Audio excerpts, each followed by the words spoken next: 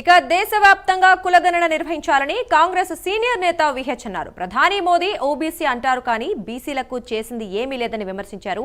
బడుగు బలహీన వర్గాల గురించి ఆలోచించే ఏకైక పార్టీ కాంగ్రెస్ అని విహెచ్ అన్నారు. అన్ని రాష్ట్రాలలో కులగణన జరగాలి.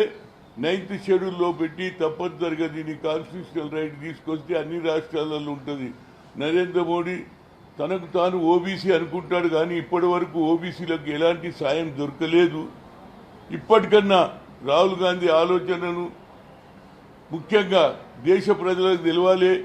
ఇవాళ జ్యుడిషియరీలో కూడా మా సంఖ్య తక్కువ ఉన్నది, వడుగు బలైన ఎక్కడ చూసినా ఈవెన్ ఆయననే అన్నాడు 9 మంది 4 ఆఫీసర్లు ఉంటారు కానీ అందరు కూడా అగ్రకులాల వాళ్ళు ఎక్కువ ఉన్నారు అనేది ఆయన ఆలోచన.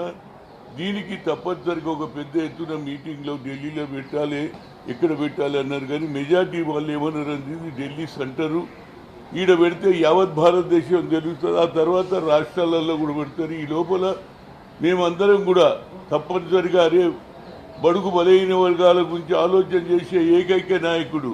అదేవిధంగా సోనియా గాంధీ గారు కూడా ఆనాడు ఓబీసీ ఎంపీస్ కన్వీనర్గా ఉండే రోజులలో సుప్రీంకోర్టుకు పోయిన మా పిల్లలందరూ